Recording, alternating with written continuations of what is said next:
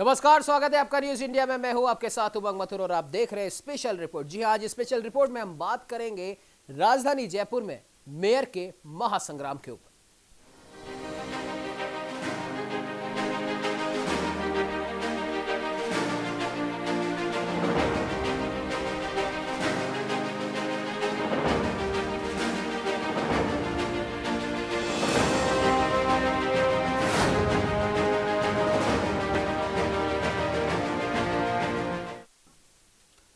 जी हां, आपको बता दें कि जयपुर नगर निगम में महापौर चुनाव को लेकर बीजेपी में अब खुलकर बगावत सामने आने लगी है। दरअसल जयपुर ग्रेटर नगर निगम में सौम्या गुर्जर को बीजेपी ने अपना प्रत्याशी बनाया, तो वहीं बीजेपी ने कुसुम यादव को जयपुर हेरिटेज से प्रत्याशी चुना है। सौम्या गुर्जर को प्रत्याशी बनाए जाने से जयपुर शहर के विधायक नाराज हैं और ऐसे में महापौर चुनाव में सेंधमारी का खतरा लगातार बढ़ता जा रहा है। पार्टी में खुलकर एक दूसरे के खिलाफ बयानबाजियां तेज हो चली है, तो दूसरी ओर हेरिटेज के वार्ड 42 से कांग्रेस पार्षद दशरथ सिंह ने कुसुम यादव के पति के खिलाफ एसीबी में शिकायत दर्ज करवाई है और पार्षदों की खरीद फरोख्त के आरोप भी लगाए हैं। तो वहीं पार्षदों की खरीद फरोख्त का ऑडियो भी वायरल हो रहा है।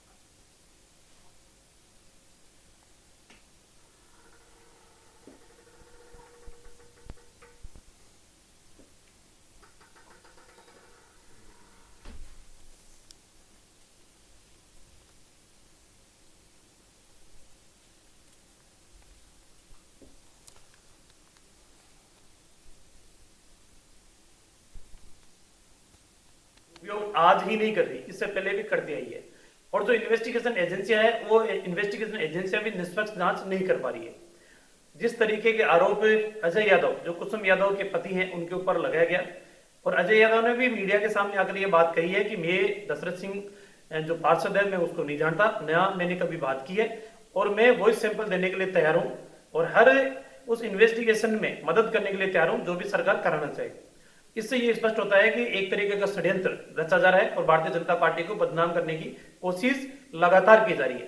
पहले भी जब इन्हीं के विधायकों की असंतुष्टि की वजह से भारतीय जनता पार्टी के ऊपर संगीन आरोप इन्होंने लगाने का काम किया था, लेकिन उस समय भी मुख्य सचेतक महोदय ने यह कहा था कि अगर मेरे आरोप बेबुनियाद है या आरोप अनुचित है तो मैं राजनीति से संन्यास ले लूंगा।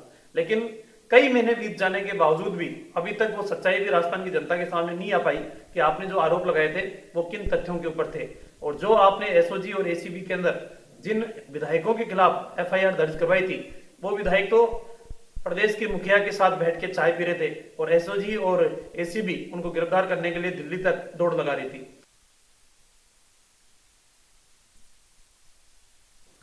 तो इस पर बात करने के लिए हमारे साथ स्वयं कांग्रेस पार्षद दशरथ सिंह जी भी जुड़ चुके हैं। दशरथ जी, बहुत बहुत स्वागत है न्यूज इंडिया में।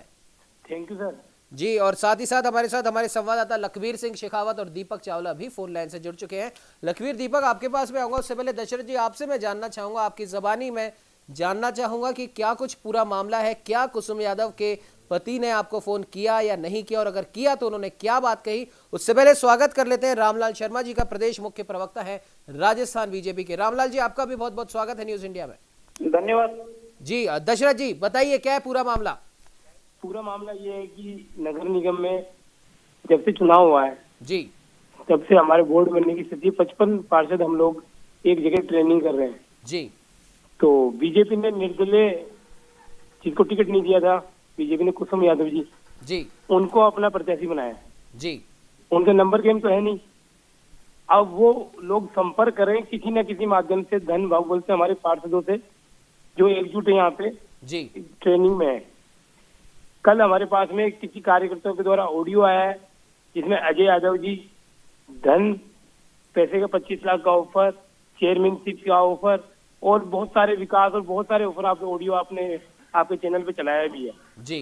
तो उसी को हमने उस पेन ड्राइव को हमने कल एसीबी में शिकायत दर्ज करवाई है जी, इनका कि वॉइस सैंपल हो जाए जी और सारी दूध का दूध पानी का पानी हो जाए। तो जिस तरह का इन्होंने ये षड्यंत्र रचने की कोशिश कर रहे हैं नंबर गेम के, जिनके पास नंबर गेम है नहीं, बीजेपी के पास कैंडिडेट था नहीं, जिसका टिकट काट दिया गया था उसी को उन्होंने आज महापौर का प्रत्याशी बना दिया जी। अगर वो काबिल होती, कुछ बात होती तो उनको कम से कम कैंडिडेट ही बना देती पार्षद का जी। स्थितियां सब साफ है। एसीबी अपनी कार्रवाई कर रही है, अजय जी को बुला लेगी और उनका वही सैंपल हो जाएगा, पता लग जाएगा उन्होंने किससे बात की, किससे संपर्क किया नहीं किया, कोई डिटेल निकल जाएगी जी। इसमें हड़बड़ाहट की जरूरत होनी नहीं चाहिए इतनी जी। अगर मेरे आरोप गलत है तो पता लग जाएगा, वो मुझ पे मानहानि का मुकदमा करेंगे। जो बिल्कुल भी कार्रवाई बिल्कुल वो बात दशरथ की जी, बात है। कहीं ना कहीं ये बात भी सामने आ रही है कि अजय यादव जी बिल्कुल तैयार है, वो साफ तौर पर आरोपों से इनकार कर रहे हैं, लेकिन वो तैयार है कि मेरे वॉइस सैंपल देने के लिए मैं तैयार हूं, किसी भी प्रकार की जांच का सामने के लिए तैयार हूं। तो खैर ठीक है, फिर तो कोई जांच इशू होने नहीं है देते ना, कहाँ हैं। दिक्कत आ बिल्कुल रही है? जैसा आप भी कह रहे हैं, रामलाल जी ने भी कहा है कि ठीक है, अजय यादव जी संपर्क करने को बिल्कुल तैयार है, सहयोग करने को बिल्कुल तैयार है, ठीक है, जांच होने देते हैं। रामलाल जी हमारे साथ में जुड़े हुए हैं। रामलाल जी, अभी अभी आपकी भी हमने एक बाइट अभी चलाई थी जिसमें आपने कहा था कि आपकी बात हुई है अजय यादव जी से, या उन्होंने आपको संपर्क करा है, उन्होंने कहा है कि ये पूरा आरोप निराधार है, फंसाने की कोशिश की जा रही है और मैं वॉइस सैंपल देने के लिए तैयार हूं, साथ ही साथ किसी भी प्रकार की जांच में सहयोग करने को तैयार हूं। क्या कहेंगे रामलाल जी? देखिए उमंग जी, राजस्थान की सरकार इस सरकारी तंत्र का पूर्ण तरीके से दुरुपयोग करने के ऊपर उतारू जी। है। आपने देखा होगा कि पहले भी विधायकों का जब मामला आया था उस समय भी इन्हीं सरकारी एजेंसियों का दुरुपयोग करने का काम किया, कई प्रकार के आरोप लगाए गए। राजस्थान की जनता आज भी उनको जानना चाहती है कि आपने किन आधारों के ऊपर आरोप लगाए थे, उनकी हकीकत क्या है। इनके मुखिया ने ये बात कही थी कि साहब विधायकों के पास पहले किस्त पहुंच चुकी है, दूसरी पहुंचने वाली है, इतने रुपए किस्त पहुंच रही है। तो भाई आपके पास अगर प्रमाण है तो आप बताओ तो, राजस्थान के आपके कांग्रेस के किस विधायक ने कितने रुपए लिए। और फिर दूसरी बात एक और उमंग जी, जिस तरीके से परिवहन मंत्री जी का स्टेटमेंट आता है और वो ये कहते हैं कि भारतीय जनता पार्टी के कई पार्षद हमारे संपर्क में है, तो आप क्या सुचिता का प्रमाण दे रहे हो? किस राजस्थान की जनता जानती है कि किस तरीके से बहुमत भारतीय जनता पार्टी का था मेयर के अंदर। अशोक लाहोटी जी जब विधायक बन गए और उसके बाद में मेयर का चुनना था, तो किस तरीके के राजनीतिक दुर्भावनावश तरीके से और प्रशासनिक तंत्र का दुरुपयोग करते हुए एक बहुमत के मेयर को आपने जोड़ तोड़ करके और कांग्रेस का मेयर बनाने की कोशिश की थी। जयपुर की जनता ये भी जानती है किस तरीके से मूलचंद जी मीणा जो भारतीय जनता पार्टी के बहुमत के आधार पर जिला प्रमुख चुने गए थे, उनको किस तरीके से आपने हटाकर और अपनी कांग्रेस पार्टी की सदस्य। तो आप कांग्रेस को सुचिता की बात करने की आवश्यकता ही नहीं है। ये तो पूरी की पूरी जोड़ तोड़ के अंदर माहिर है, आखंड के अंदर डूबी हुई कांग्रेस है। और जो भी कुसुम यादव जी के पति ने, अजय यादव ने ये कह दिया कि मेरी दशरथ सिंह नाम की किसी पार्षद से बात नहीं हुई, मैं जानता नहीं, मैं वॉइस सैंपल देने के लिए मैं तैयार हूँ। इन्वेस्टिगेशन एजेंसी नहीं किया, करो ना इन्वेस्टिगेशन। उमंग जी, मैं एक बात बोलना चाहता हूँ। जी बिल्कुल दशरथ जी बोलिए। मैं ये कहना चाहता हूँ, मैंने कहा कि मेरी उनसे बात नहीं हुई, मेरे पास ऑडियो क्लिप आया था, मैंने पेन ड्राइव में सबूत मैंने एसीबी में जमा करा दिए हैं। चलिए उस पे भी बात कर लेते हैं। ठीक है, आपने कहा नहीं आपके पास में पेन ड्राइव आई है। दशरथ जी आपके पास आऊंगा दशरथ जी, बिल्कुल रामलाल जी, दशरथ जी आपके पास में आऊंगा। उससे पहले हमारे संवाददाता दीपक चावला हमारे साथ लगातार बने हुए, लखवीर लगातार हमारे साथ बने हुए हैं। दीपक, आपसे जानना चाहूंगा, एसीबी में अब ये मामला पहुंच चुका है, क्या कुछ अब आगे कार्रवाई हो सकती है इस पूरे मामले में? दीपक। उमंग, देखिए बिल्कुल एसीबी ने जो दशरथ सिंह जी की जो शिकायत है उसको ले ली है। इन्होंने पेन ड्राइव दी है, पेन ड्राइव में ऑडियो क्लिप है वो भी दे दी है। डीजी जो एसीपी बीएल सोनी है उन्होंने एक स्पेशल टीम गठित भी करती है। वो स्पेशल टीम जो है आज और कल जो है इसी मामले पे मॉनिटरिंग करेगी। 2 दिन में कह सकते हो कि काफी कुछ हद तक जो एसीबी अपनी जांच कर लेगी। इन्होंने आरोप लगाया है खरीद फरोख्त का। अब देखिए, आरोप लगाना एक अलग बात है, लेकिन उसको प्रमाण करना, उसके सबूत एकत्रित करना वो एक अलग बात है। इस पहलुओं पर जांच की जा रही है। सबसे पहले जो शिकायत दी है उस पर कार्रवाई होगी, यानी कि कह सकते हैं उस पर जांच होगी। उसके बाद अगर वो सही पाई जाती है तो कहीं ना कहीं वो परिवार या एफआईआर में कन्वर्ट हो सकती है। फिलहाल उसको शिकायत में ली है और वहां पर जो है जांच कर रहे हैं। खुद जो एडीजी दिनेश एमएन है और डीजी बीएल सोनी है वो पूरे मामले की मॉनिटरिंग कर रहे हैं। लेकिन एक बात तो तय है कि इससे पहले भी जो जब विधायक फरोख्त का जब मामला हुआ था वहां पर भी कुछ इसी तरह से जो है घटनाक्रम हुआ था। बिल्कुल दीपक, असल में सवाल ही यही है कि जब पहले भी विधायकों की बाड़ेबंदी हुई थी, उस समय भी तमाम आरोप प्रत्यारोप का दौर चला था एक दूसरे के खिलाफ, और उस समय भी कहा गया था कि हम मामले को एसीबी में ले जा रहे हैं, सीबीआई का भी यहाँ पर जिक्र हुआ था। लेकिन वो पूरा मसला खत्म हुआ, उसके बाद में अभी तक उस बारे में कोई बात नहीं की गई है। जैसे कि रामलाल जी भी अभी थोड़ी देर पहले बता रहे थे, उन्होंने अपनी बाइट में भी कहा है कि विधायकों की बाड़ेबंदी के समय भी इस प्रकार के आरोप बीजेपी के ऊपर लगाए गए थे, लेकिन वो सिद्ध नहीं हुए थे और बड़े बड़े कस्में उस समय खाई गई थी, दावे किए गए थे कि अगर ये मामला सिद्ध नहीं होता है, प्रूव अगर ये नहीं होता है तो हम राजनीति से संन्यास ले लेंगे। लेकिन ऐसा कुछ हुआ नहीं। खैर देख लेंगे, अभी भी दशरथ जी गए हैं एसीबी के पास में, मामला दर्ज हुआ है। उधर से अजय यादव जी कह चुके हैं कि मैं जांच में पूरा सहयोग करूंगा। देखते हैं, यहाँ पर भी दूध का दूध पानी का पानी हो जाएगा, जांच होने दीजिए। लखवीर, आपके पास मैं आना चाहूंगा, जिस प्रकार से पूरा मामला सामने आया है, फिर एक बार पहले विधायकों वाले मामले के समय बीजेपी के ऊपर आरोप लगे थे और अब पार्षदों के मामले में बीजेपी पे आरोप लग रहे हैं, जबकि बीजेपी खुद पहले ही पिछले नगर निगमों में एक सबक सीख चुकी है और उसके बाद फिर से उनके ऊपर इसी प्रकार के आरोप लग रहे हैं। क्या कहना चाहेंगे लखवीर आप? जी बिल्कुल उमंग, बताना चाहूंगा कि कल यानी कि 10 तारीख को महापौर का चुनाव होना था और उससे पहले जो ये ऑडियो वायरल हुआ एसीबी में जो मामला पहुंचा है, उसके बाद से वाकई में इस मामले ने तूल पकड़ लिया और राजस्थान की राजनीति में अब एक नई हलचल आ गई है। भाजपा के प्रदेश मुख्य प्रवक्ता रामलाल शर्मा जी ने बयान दिया है, साफ तौर पर कहा है कि जिस प्रकार से ये जो ऑडियो वायरल मामले में भाजपा को कहीं ना कहीं घेरने की कोशिश की जा रही है, षड्यंत्र रचा जा रहा है कांग्रेस के द्वारा। और एक आरोप सबसे बड़ा ये भी लगाया है कि जब जो राजस्थान में पॉलिटिकल क्राइसिस हुआ था, विधायकों के जो खरीद फरोख्त का मामला था, उस टाइम पर महेश जोशी ने कहा था कि अगर ये मामला सिद्ध हो जाता है तो वो राजनीति से संन्यास ले लेंगे। तो ऐसा कुछ भी हुआ नहीं। तो ये इनका साफ तौर पर कहना है कि बीजेपी को कहीं ना कहीं बदनाम करने के लिए ये जो पूरी प्रक्रिया है वो की जा रही है। और अगर ऐसा सिद्ध हो जाता है तो वाकई में ये सवालिया निशान खड़ा होगा, भारतीय जनता पार्टी पर भी होगा, अजय यादव पर भी होगा। हालांकि ये जांच का विषय है, जांच में क्या होगा ये देखने वाली बात होगी। लेकिन वाकई में इन छोटे चुनाव में, क्योंकि ये जो दलीय पूछे की चुनाव होता है और इन चुनाव में इस प्रकार से जो फरोख्त के मामले सामने आ रहे हैं, ये वाकई स्वस्थ और मजबूत लोकतंत्र के लिए अच्छी तस्वीर नहीं है उमंग। क्योंकि जिस प्रकार से अब बहुमत सिद्ध करने के लिए अगर खरीद फरोख्त के मामले सामने आ रहे हैं तो लोकतंत्र को कहीं ना कहीं कमजोर किया जाए। और ये जो वायरल ऑडियो हो रहा है वो भी हमने सुना कि लालच किस प्रकार के दिए जा रहे हैं, प्रलोभन किस प्रकार के दिए जा रहे हैं, वो एक सोचने वाला विषय है। साफ तौर पर कहा जा रहा है कि आपको चेयरमैन का दर्जा दिया जाएगा, पैसे का साफ तौर पर ऑफर किया जा रहा है।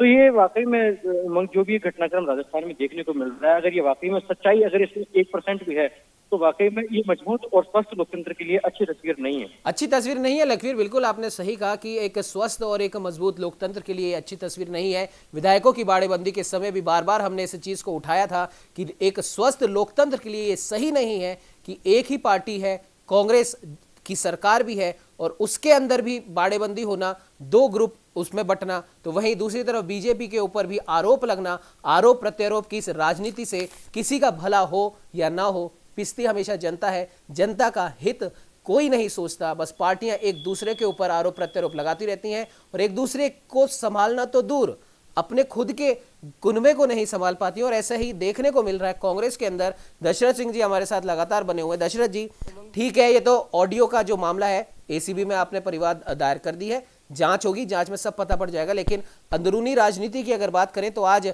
आपके ही मुस्लिम पार्षद या मुस्लिम बहुल इलाका जो था हेरिटेज का, वहां के लोग आपसे नाराज हैं कि क्यों नहीं, जब हमसे कहा गया था कि मुस्लिमों का ही एक वहां पर मेयर बनेगा, उसके बाद में उनको नाराज कर दिया गया। और आज स्थिति यह है कि हेरिटेज में मुस्लिम पार्षद के लिए मांग वहां पर उठ रही है और विरोध कांग्रेस पार्टी का देखा जा रहा है, महेश जोशी साहब का विरोध देखा जा रहा है। क्या कहेंगे उसके बारे में? उमंग जी, जी पहली बात तो मैं एक बात आपकी करेक्ट कर दूं कि जो बोलिए गुटबाजी है ना, ये भाजपा में हो रही है। जिस तरह गुलाब जी और उनके नरपत जी को सीनियर लीडर के आपस में बयानबाजी हो रही है, हमारे यहाँ की गुटबाजी नहीं है। हमारे जो चारों विधायक हैं जयपुर शहर के, सब एक साथ है। कहाँ साथ है सर, कहाँ पर साथ है? मुस्लिम समाज के अध्यक्ष ने इस्तीफा दे दिया है। सुनिए दशरथ जी, सर या तो मुझे बोलने दीजिए आप एक बार, सुनिए तो सही, आप फैक्ट पे बात कीजिए ना सर। कहाँ पे आपको दिख रहा है कि सब साथ में है? मुस्लिम समाज के अध्यक्ष ने, सुनिए तो सही दशरथ जी, मैं आपको फैक्ट बता रहा हूँ। हो सकता है आप सुनिए दशरथ जी, सुनिए, हो सकता है आपको पता है लेकिन आप स्वीकार नहीं करना चाह रहे, इसलिए मैं बता रहा हूँ। मैं आपको बता देता हूँ, आपको पूरा समय दूंगा बोलने का। मुस्लिम समाज के अध्यक्ष ने अपना इस्तीफा दे दिया है, बगावत की जा रही है, वहां से बयान आ रहे। महेश जोशी बड़े भाई हैं, लेकिन समाज पहले है, समाज की मांग पहले है। और सुनिए दशरथ जी, और सुनिए, आपका पूरा जवाब मैं लूंगा, इत्मीनान से लूंगा, पहले बात सुन लीजिए मेरी। 21 पार्षद हैं जो मुस्लिमों के हैं, वो कांग्रेस के खिलाफ बिल्कुल जा सकते हैं। 9 निर्दलीय मुस्लिम हैं, वो भी जा सकते हैं। और साथ ही साथ बीजेपी का भी एक है। और ये भी कहा जा रहा है कहीं ना कहीं मुस्लिम समाज के उन 21 लोगों के द्वारा कि अगर कांग्रेस हमारी बात नहीं मानती है, महेश जोशी साहब हमारी बात नहीं मानते हैं, तो हम बीजेपी का रुख कर सकते हैं। ये आपके लोगों ने बोला है। अब बताइए दशरथ जी। सर मैं एक बात बता दूं, आपने कितने बताया? 21 और 9 निर्दलीय जी। सर आपके चैनल को सर अभी निमंत्रण दे रहे हैं, हम यहाँ पे जहाँ पे हमारी ट्रेनिंग सेंटर है सर जी, अभी आइए आप, अभी उनका इंटरव्यू लीजिए आप जी। वो कहीं बिल्कुल ट्रेनिंग में बिल्कुल हर तरह से पार्टी के साथ है। और कल भी हमने प्रेस कॉन्फ्रेंस में इनको सबको पेश किया था। और जो ये बात कर रहे हैं ना सर समाज की, और जो ये बात कर रहे जी। हैं, ये वो लोग हैं जो पार्टी के खिलाफ निर्दलीय लड़े थे या बीजेपी के एजेंट थे जी। तो ये बात तो छोड़ दीजिए, कल आपको पता लग जाएगा नंबर गेम में, जब हमारे सारे मुस्लिम पार्षद एक साथ एकजुट 55 पार्षद के मतलब आपने हेरिटेज में अपना जो प्रत्याशी बनाया वो वैसा का वैसा रहेगा, वो चेंज नहीं होगा, ये कह रहे हैं आप? बिल्कुल सर, कभी चेंज होते हैं प्रत्याशी जी। भाजपा थोड़ी है सर जिन्होंने निर्दलीय को कैंडिडेट बना दिया जी। मजाक थोड़ी चला, जिसको आपने टिकट नहीं दिया पार्षद का, आज आप वो महापौर का प्रत्याशी है जी। सर आपके महापौर के प्रत्याशी पहले वाले नहीं समझे, तो लाटा जी जो आए थे हमारे पास में इसलिए थोड़ी आए थे वो जी। वो इसलिए आए थे, वो पीड़ित थे, आपके जो पार्षद थे वो पीड़ित थे। और रामलाल जी का तो इसका जवाब ले लेते हैं। रामलाल जी हमारे साथ लगातार बने हुए। रामलाल जी क्या कुछ जवाब देना चाहेंगे इस पर? लगता है किसी तकनीक खामी की वजह से उनसे संपर्क नहीं हो पा रहा है। लखवीर, जिस प्रकार से अभी दशरथ जी ने कहा है कि कांग्रेस के अंदर कोई बगावत नहीं है और खुला चैलेंज इन्होंने कहा है कि आप ट्रेनिंग सेंटर आके देख लीजिए, आपको सब साथ में मिले बैठेंगे। खैर वो एक अलग बात है, कल डिसाइड हो जाएगा कौन किसके खिलाफ है कौन किसके साथ है।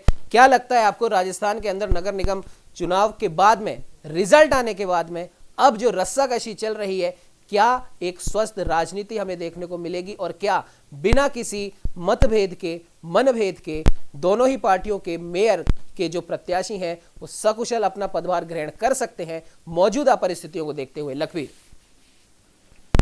देखिए उमंग, जो भी राजस्थान की राजनीति में पिछले कई दिनों से देखने को मिल रहा है, चाहे वो राजस्थान का पॉलिटिकल क्राइसिस में जो एमएलए का जो मामला था, गुटबाजी जो प्रदेश कांग्रेस में देखने को मिली थी, और जिस प्रकार से अब जो ये मामला जिस तूल ले ली है पार्षद खरीद फरोख्त ने, वाकई में ये अच्छे और मजबूत लोकतंत्र के लिए, मैं फिर से अपनी वही बात दोहरा रहा हूँ, अच्छे और मजबूत लोकतंत्र के लिए ये अच्छी नहीं है।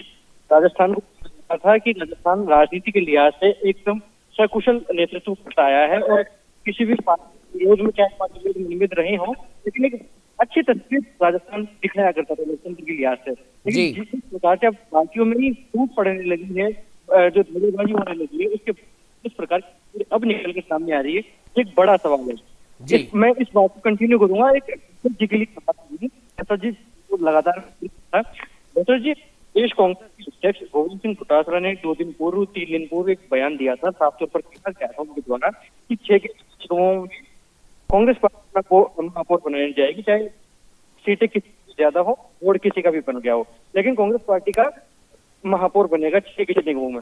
उस पर उपनेता प्रतिपक्ष राजेंद्र राठौर ने बड़ा पलटवार किया था और साफ तौर पर कहा था कि जी बिल्कुल। लखवीर, माफ कीजिएगा आपको बीच में मैं रोक रहा हूं। हमारे साथ में रामलाल जी फिर से एक बार जुड़ चुके हैं।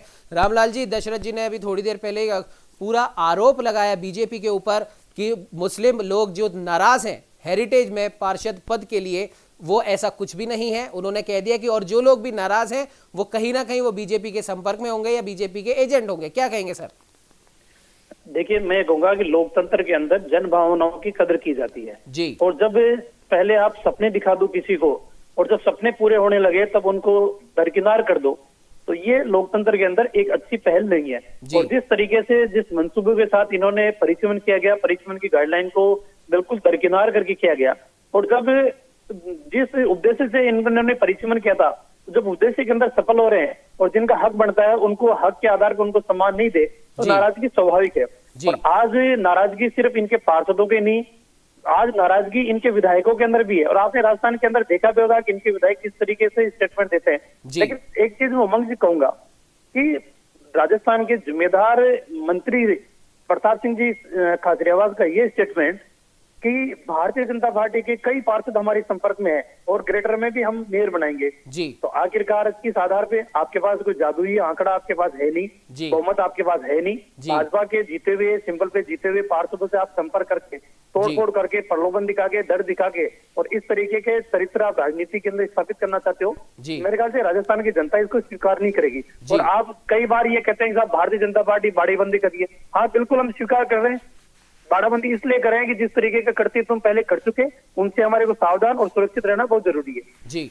चलिए रामलाल जी, कम से कम आपने स्वीकार तो किया कि बाड़ेबंदी का असली मकसद क्या है। कांग्रेस तो स्वीकार ही नहीं करती, वो तो कहती है ट्रेनिंग चल रही है। ट्रेनिंग चल रही है तो होटल में बंद करने की क्या जरूरत है? पार्टी कार्यालय में ट्रेनिंग कर लीजिए, खुले मैदान में ट्रेनिंग कर लीजिए।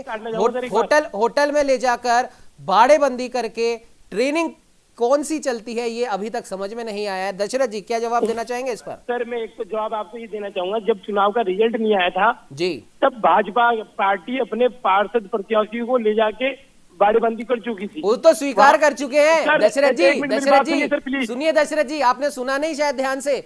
रामलाल जी स्वीकार कर चुके कि हाँ, और खुले मन से उन्होंने स्वीकार किया कि हाँ हमने बाड़ेबंदी की है, क्योंकि पिछली बार जैसा धोखा हमारे साथ हुआ हम वैसा धोखा नहीं चाहते। आपके मंत्री खुद कहते हैं कि बीजेपी के लोग हमारे साथ में संपर्क में, जब वो इस तरह की राजनीति करते हैं तो वो सही है, लेकिन अगर बीजेपी अगर करती है, हालांकि ये सिद्ध नहीं हुआ है, आपके मंत्री तो बोल चुके हैं बीजेपी का सिद्ध नहीं हुआ है, लेकिन फिर भी अगर करती है तो वो गलत है। और बीजेपी तो स्वीकार कर रही है कि हाँ हमने बाड़ेबंदी करी है, आप क्यों नहीं स्वीकार करते? सर हम इसलिए सर मैं बोलूँ अब एक बार? जी बिल्कुल बोलिए। हाँ मैं ये कह रहा हूँ सर, मैं इसलिए स्वीकार नहीं कर रहा कि इनकी बाड़ेबंदी में और हमारे ट्रेनिंग सेंटर पर फर्क ये है कि यहाँ पे सारे पार्षदों की फैमिली कार्यकर्ता डेली मिलन जुलून का प्रोग्राम होता है। इनके कोरोना काल में सारे पार्षद और उनकी फैमिलियों का डेली मेल जोल हो रहा है, ये आप कह रहे हैं? ये आप कह रहे हैं कोरोना काल में?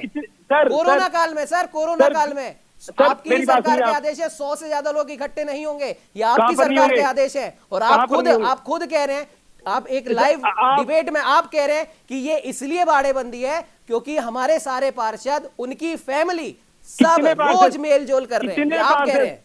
इतने पार्षद आप बताइए कितने? आप बता दीजिए, आपका चैनल भी आया था, आप बता दीजिए कितने हैं? हाँ तो 55 पार्षद हैं। 55 तो पार्षद हो गए, उनकी फैमिली हो गई 110 तो ऐसे ही हो गए। अरे सर सबकी फैमिली थोड़ी, जिसकी महिला, अरे सर अभी आपने ही तो बोला है सर, अब आप अपनी ही बात से मुकर रहे हैं। आप बात को डिबेट को तो कहीं और लेके जा रहे हैं सर, आप अपनी ही बात से मुकर रहे हैं। अरे सर आप डिबेट को कहाँ लेके जा रहे हैं? और आपने बोला है कि सभी पार्षद और उनकी फैमिली, आपके शब्द हैं, हमारे नहीं है। सर हॉर्स ट्रेडिंग की बात कर ले या कोरोना काल की बात कर ले? नहीं तो आप बताइए ना सर, आप कोरोना काल मतलब वहां पर जितने भी लोग हैं, आप ये कहना चाहते हैं दशरथ जी, वहां पर जितने भी लोग हैं वो सब कोरोना प्रूफ है, कोरोना की बात क्यों नहीं करेंगे हम? जब कोई जनता, कोई आम आदमी अगर अपना कोई फंक्शन करता है उसके ऊपर जुर्माना लगा दिया जाता है, और आप 110 लोग, आपने ये बोला 110 लोग लेके आप होटल में बैठे हो। अरे सर आपने बोला है, हमने नहीं बोला कि सभी पार्षद और उनकी फैमिली, आपने बोला है, हमने नहीं बोला। तो आप मेरे को बोलने देंगे एक बार? आप बोलिए सर, बोलिए। आप आके सर होटल का एरिया देख ले। अरे सर हम तो आपकी बात पे विश्वास कर रहे हैं ना, हम आके क्यों देखें? हम तो आपकी बात पे विश्वास कर रहे हैं, हम तो आपकी बात पे विश्वास कर रहे हैं। आपने बोला है कि सभी पार्षद और उनकी फैमिलीज, ये आपने बोला है। खैर इस पे नहीं जाते हैं, लेकिन फिर भी आपको भी ध्यान रखना चाहिए, कोरोना की गाइडलाइंस आपने ही बनाई है। जब आप उस जनता से अपेक्षा करते हैं तो ये अपेक्षा जनता भी आपसे करती है। जी, जनता आपसे भी अपेक्षा करती है। रामलाल जी क्या कहेंगे इस बात पर? रामलाल जी, जनप्रतिनिधि पार्षद होता है। बिल्कुल बिल्कुल सर, बिल्कुल। मैं जवाब ले लेता हूँ सर, मैं जवाब ले लेता हूँ। रामलाल जी बोलिए सर। एमएलए 35 रामलाल जी को बोलने दीजिए, दशरथ जी रामलाल जी को भी बोलने दीजिए, वो भी पैनल में है। बड़े भाई साहब इनको बोलने दीजिए। बिल्कुल रामलाल जी बोलिए। मुझे देखिए, यथार्थ को स्वीकार करने में किसी को कोई आपत्ति नहीं होनी चाहिए जी, और आप यथार्थ को छिपाने के लिए कितने बहाने करोगे, कितने उदाहरण देने पड़ेंगे, कितनी स्पष्टता आपको करनी पड़ेगी, वो उचित नहीं है। जिस तरीके से कांग्रेस पौने 2 सालों के अंदर अपनी सरकार को, जनता को ये विश्वास नहीं दिला पाई कि हम जनता के लिए कुछ कर रहे हैं, सिर्फ और सिर्फ जनता के साथ धोखा करने का काम कांग्रेस ने किया है। और जो उद्देश्य के साथ उन्होंने इनका डिवाइडेशन करने का काम किया था नगर निगमों का, उस स्वार्थ के पूर्ति भी इनको होती हुई दिखाई नहीं देती है। अब इनके अंदरूनी आक्रोश इतना है, पावर सेंटर इतने बने हुए हैं कि एक दूसरे के वर्चस्व की लड़ाई इनके चल रही है। अब इनको स्वीकार कर लेना चाहिए कि हाँ नाराजगी है वास्तव में। दूसरी बात, अभी इन्होंने कहा कि साहब भारतीय जनता पार्टी के पार्षदों और विधायकों को भी आपस में मिलने नहीं दिया जा रहा है। इसका मैं जवाब दे रहा हूँ जी। कल ही नरपत सिंह जी राजवी खुद तो क्वारंटाइन है, लेकिन उनके लड़के अभिमन्यु सिंह जी मिलके गए सब पार्षद से। अभी हमारे अशोक लाहौटी जी अपने इसी कैंप के अंदर आए हुए हैं, सब पार्षदों से मिल रहे हैं। शाम को कालीचरण जी सबसे मिलेंगे। तो ऐसी बात नहीं है कि मिलने नहीं दे रहे, सिर्फ भ्रम फैलाने का काम कांग्रेस कर रही है। इनके पास और कोई काम है नहीं। और मैं इस अवसर के ऊपर इतना कहूंगा उमंग जी कि जिस तरीके का निम्न से निम्न स्तर का राजनीतिक चरित्र अभी देखने को मिल रहा है कांग्रेस का, मेरे ख्याल से भविष्य के अंदर या पूर्व के अंदर इस तरीके का देखने को कभी अवसर नहीं मिलेगा। जी बिल्कुल, आपने सही कहा रामलाल जी। और कहीं ना कहीं ये बात बीजेपी के ऊपर भी लागू होती है, ना सिर्फ कांग्रेस बल्कि बीजेपी के ऊपर भी लागू होती है। आप दोनों ही इस देश की एक बहुत बड़ी पार्टी है और राजस्थान में जनता हमेशा एक बार कांग्रेस एक बार बीजेपी को सरकार बनाने का मौका देती है, लेकिन उस जनता का हित कहीं ना कहीं अहित में बदल जाता है। उस जनता के बारे में कभी नहीं सोचा जाता, भले ही वो विधानसभा के चुनाव हो, भले ही वो नगर निगम के चुनाव हो, भले ही वो पंचायत के चुनाव हो। हमेशा अगर देखा जाता है खुद का लाभ देखा जाता है, खुद की पार्टी का लाभ देखा जाता है, लेकिन जनता का लाभ कहीं ना कहीं हमेशा भुला दिया जाता है। खैर, इस चर्चा में फिलहाल दशरथ जी आपका भी, रामलाल जी आपका भी जुड़ने के लिए बहुत बहुत धन्यवाद। दीपक आपका भी हमारे साथ जुड़ने के लिए धन्यवाद। लखवीर आपका भी हमारे साथ जुड़ने के लिए बहुत बहुत धन्यवाद। और सबसे बड़ी बात यह है कि दोनों ही प्रमुख पार्टियां बाड़ेबंदी करके बैठी हैं। हालांकि बीजेपी स्वीकार कर चुकी है कि उन्होंने बाड़ाबंदी क्यों की है, लेकिन कांग्रेस अभी तक स्वीकार नहीं कर रही है। वो कह रही है कि ट्रेनिंग सेंटर है। ऐसा कौन सा ट्रेनिंग सेंटर वहां पर खोला गया है जो पीसीसी दफ्तर में नहीं खोला जा सकता या फिर खुले मैदान में नहीं खोला जा सकता। और दूसरी सबसे बड़ी बात, कोरोना काल चल रहा है, कोरोना की गाइडलाइंस खुद सरकार ने बनाई है। मुख्यमंत्री, चिकित्सा मंत्री कह के थक गए कि कोरोना की पालना करो, कोरोना की पालना करो, लेकिन आज क्या हो रहा है, किस तरीके से पालना हो रही है, वो सब आपके सामने है। फिलहाल इस चर्चा में इतना ही। देश दुनिया की तमाम खबरों को देखने के लिए आप बने रहिए हमारे साथ और देखते रहिए न्यूज़ इंडिया।